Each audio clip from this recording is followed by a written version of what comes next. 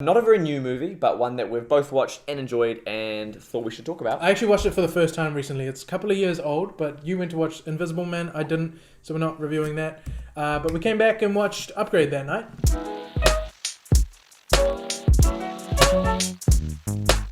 Kia ora and welcome to Kiwi Reviews. My name is Daniel and this is Bala, and today we're talking about Upgrade. And as always, there's going to be lots of spoilers in this video, so if you haven't seen the film, go watch it and then come back.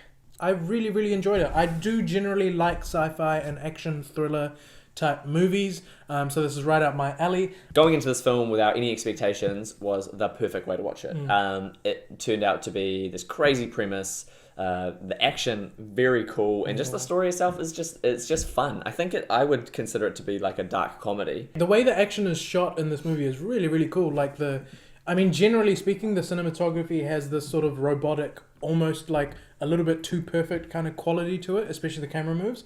But then even in the action sequences, before Stem, the AI, takes over his body, it's all like handheld like a normal action movie. And then Stem takes over and it's very like robotic stuff, and that stuff is really cool to watch. But the action itself is like this hyper graphic, almost to the point of being ridiculous type stuff, which plays into this idea of like almost the comedy of the film. There's a lot of comedy that comes through Gray and Stem's interactions and their differences. There's physical comedy there as well, but also there's the action itself serves as these moments of like catharsis where it's just like, oh my god, like I can't believe we just watched that happen. But also it was so brutal and ridiculous that you almost find it funny. Yeah, like it's just On the one hand, it means a lot to have this great premise and this cool story, but you realize upon watching it that the entire thing hinges on this actor being able to portray this character who is essentially two personalities, and at times two personalities at the same time. You kind of don't realize it at the time, but when he's doing his body where he's in control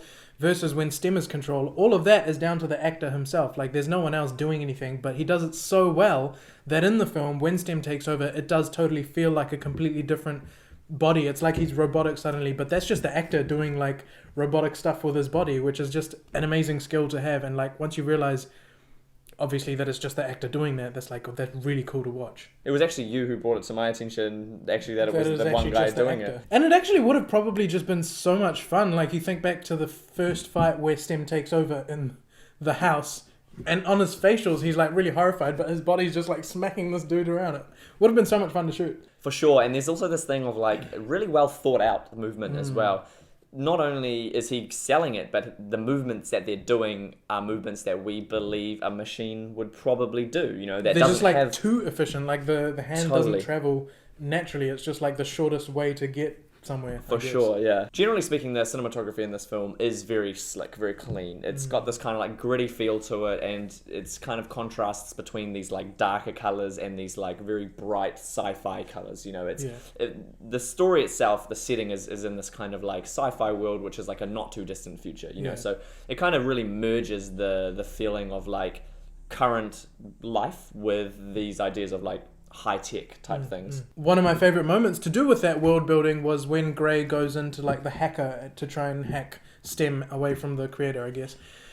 And they see all those people who are like stuck using VRs and they just don't get out. They're like using VRs nonstop to live in like an alternate reality. That's kind of like the Matrix, but way closer to home, which makes it more freaky in a way, because we've like all used VR, so we know what that's like. So it's totally not ridiculous to imagine that someone might like stay in that world, which is kind of freaky. So just little details like that are really cool, and they're all over this film. It kind of sets up Gray, this character who is, he works with manual vehicles, old school cars. He's a mechanic. He likes to work with his hands.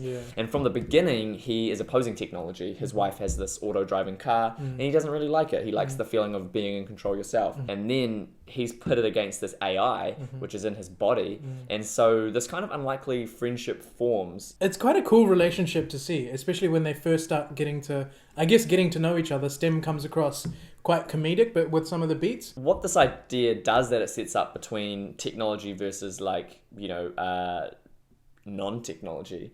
It's this competition which kind of we are facing in our own reality, I guess, which is this idea of like how far is too far. As we go through the film, we are also questioning how much is too much. We're relating that to our own lives, like with the VR stuff that you see.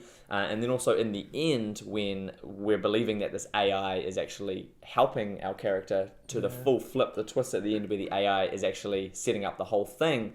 our kind of fears are realized in that moment. And to an extent, we're a bit like, we should have known. Because that's a classic sci-fi, the AI taking over, right? It's a pretty dark ending, and I feel like it makes the whole movie become like quite a cool warning, basically, against the dangers of AI and the dangers of automation and artificial intelligence, I guess. All in all, Upgrade is a really cool action sci-fi movie, some great world building, some really cool acting, and amazing action sequences. That was probably the highlight for me. Let us know what you thought of the movie in the comments below. And also, what's a film that you went into with zero expectations that really blew you away or surprised you? Let us know in the comments below as well. So thank you very much for watching. I've been Daniel and he's been Bala, and together we have been Kiwi Reviews, and we hope to see you in the next one. Bye!